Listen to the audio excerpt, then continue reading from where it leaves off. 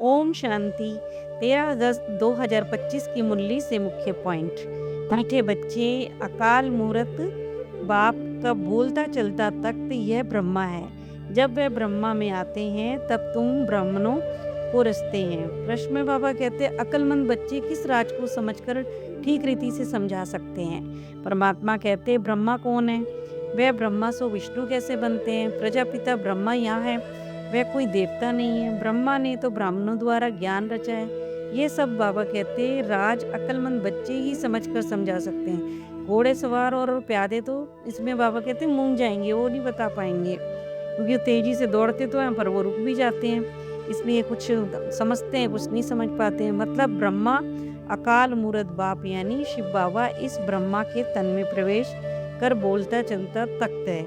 यह है ही वह जो आत्मा श्री कृष्ण प्रिंस बना था। 84 जन्म के बाद ये ब्रह्मा आकर बने। जन्म पत्री का नाम तो बाबा कहते इनका अलग, अपना अलग होगा, अलग ही होगा ना, क्योंकि बाबा कहते ये मनुष्य ना फिर शिव बाबा में प्रवेश करने से इसका नाम ब्रह्मा रख देते हैं। वही ब्रह्मा फिर विष्णु का रूप है और ये नारायण भी बनते हैं। 84 जन्मों के अंत में साधारण व्यक्ति के शरीर में शिव बाबा प्रवेश करते हैं। तब ये सच्चे सच्चे ब्राह्मण बनते हैं और ब्रह्मा द्वारा जो ब्राह्मणों को रचते हैं। भक्ति में एक की देखो ही महिमा करते हैं। वह कोई भी उनका यथार्थ परिचय कोई नहीं जानता था। अब बाबा कहते तुम बच्चे ही ऊंचे से ऊंचे भगवान को जानते हो। तुम सब ब्राह्मण ठहरे। ब्रह्मा को भी देखो ब्राह्मण बच्चे ही जानते हैं और कोई नहीं जानता।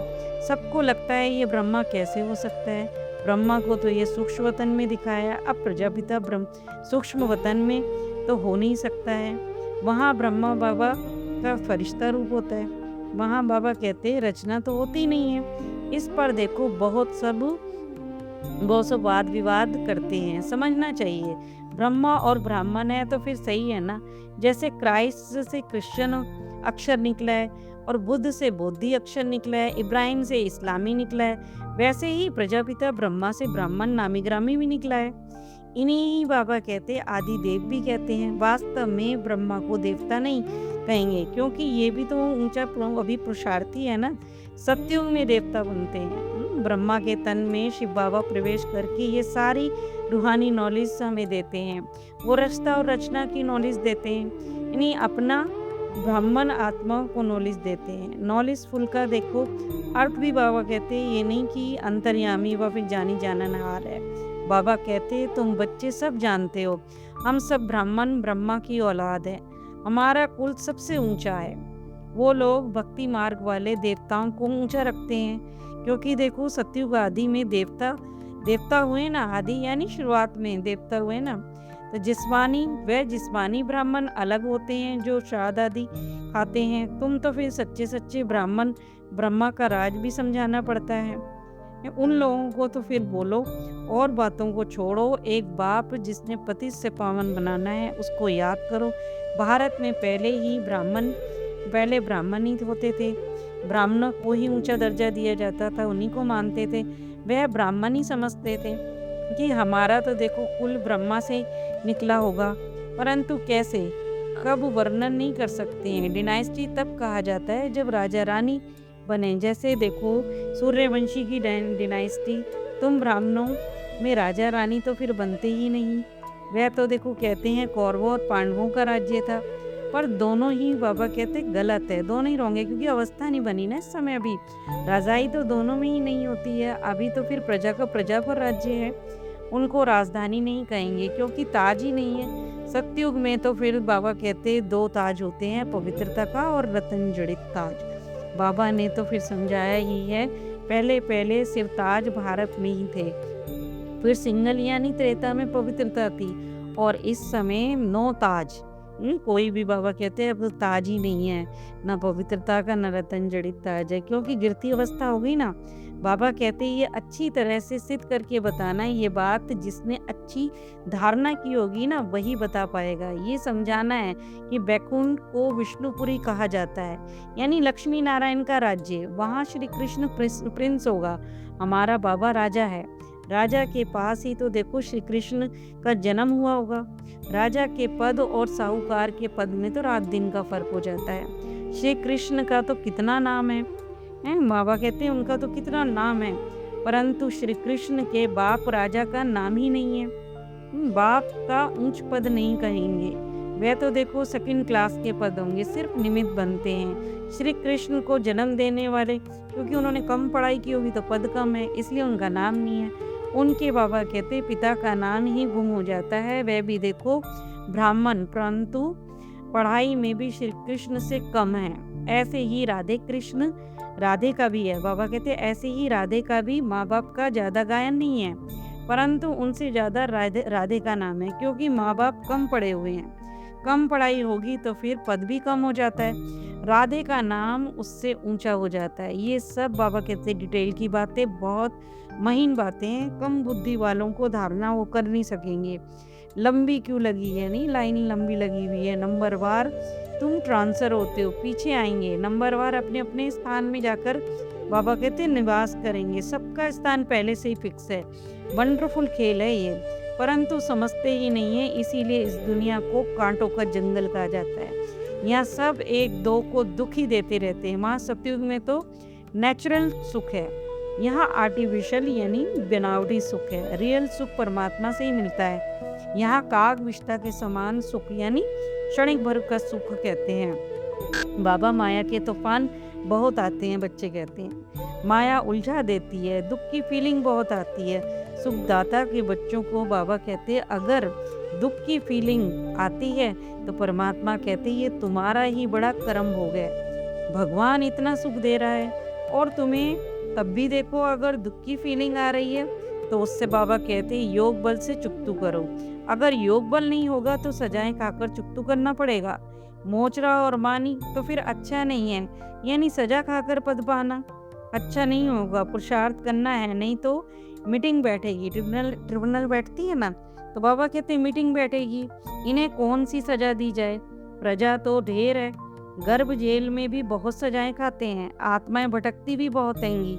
कोई कोई आत्मा तो बहुत नुकसान भी कर देती है। जब कोई शरीर में अशुद्ध आत्मा आ जाती है ना, प्रवेश कर जाती है, तो कितना परेशान करती है। अभी पुरुषार्थ इसलिए जरूरी है करना। वहाँ जाकर तो नए महल बनाने पड़ेंगे।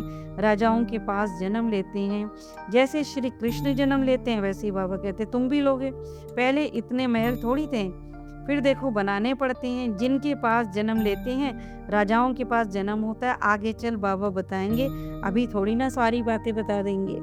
फिर कहा बस जो हो रहा है इस समय साक्षी होकर देखते रहो, याद की यात्रा में मस्त रहो। इसमें ही ज़्यादातर बच्चे फेल होते हैं। ज्ञान कभी भी कम ज़्यादा नहीं होता है, याद की यात्रा में ही कम ज़्यादा हो जाती है। ज्ञान को यात्रा नहीं कहा जाता है, याद को यात्रा कहा जाता है। याद में रहेंगे तो तुम्हारी सुरक्षा भी होती रहेगी। अभिमान में आने से बाबा कहते धोखा बहुत खाते हैं। काम महाशत्रु है, फेल हो जाते हैं। क्रोध आदि की भी बाबा बात नहीं करते हैं, क्योंकि क्रोध भी बाबा कहते काम महाशत्रु से तो क्रोध कम ही है ना, उसकी इतनी बात नहीं करते जितनी काम महाशत्रु की बात है। ज्ञान तो इतना है कि सागर को अगर बाबा कहते शाही भी बनाओ ना तो भी खत्म ना हो। पुरानी दुनिया में देखते हो बरसात में कितने मकान गिर जाते हैं, कितने डूब जाते हैं। ये नेचुरल कैलेमिटीज भी होंगी। सब कुंभकर्ण की नींद में बाबा कहते हैं अभी देखो सोए पड़े हैं। ये सब अचानक होगा। विनाश के समय जागेंगे तो फिर क्या करेंगे, कर सकेंगे, मर जाएंगे। धरती भी जोर से हिलेगी, तूफान बरसात सब होता है, बॉम्ब्स फेंकते हैं, परंतु यहाँ एडिशन होती है सिल्वर वार की कि रक्त की नदियां भी बहेंगी। इतनी मतलब लड़ाई होगी कि खूने ना आए। यहाँ देखो महामारी बीमारियां भी होंगी। एक दो पर केस भी कर देंगे। लड़ते झगड़ते बाबा कहते रहेंगे, क्योंकि सब निधन के हैं। पर तुम तो बाबा कहते धनी के हो, यानी हमने तो परमात्मा को पहचान लिया ना, उन्होंने पहचाना नहीं। तुम ब्राह्मण बनने से धनी बन गए हो। धनी बाप को भी कहते हैं। और शिव बाबा तो फिर पतियों का पति है ही, बाबा कहते। जब शिव के साथ सगाई हो जाती है तो फिर ब्रह्मा बच्चे कहते हैं कि हम ऐसे पति से बाबा कब मिलेंगे। आत्माएं कहती हैं। फिर देखो बाबा ने कहा कई सच लिखते भी नहीं है, उनकी भूल हो गई है। बाबा कहते भूल हो गई तो सच्चाई तो बताओ, अगर विकार में गिरते हैं बुद्धि तो फिर बुद्धि में धारणा नहीं होगी। तुम काला मुंह करते हो तो फिर स्वर्ग में पाई पैसे का पद पाओगे, अच्छी बात है कि ये बाप गद्दी पर बैठे और फिर बच्चा दास दासी बने, कितनी लज्जा की बात है। सब साक्षात्कार बाबा कहते करोगे तो फिर पछताओगे भी। होमवर्क धारणा, ड्रामा की हर सीन को बाबा कहते साक्षी होकर देखो। याद की यात्रा में मस्त रहना है, खुश रहना है। पढ़ाई में कोई भी गफलत नहीं करनी, कोई गलत काम नहीं करना। ऊंची तकदीर बनाने के लिए पवित्र जरूर रहना है। हार खाकर बाबा कहते अपना पद भ्रष्ट नहीं करना है। वरदान, जो बच्चे सेवाओं में बाप दादा यानी शिव बाबा और ब्रह्मा बाबा और निमित्त बड़ों के स्नेह की दुआएं प्राप्त करते हैं, उन्हें अंदर से अलौकिक आत्मिक खुशी का अनुभव होता है।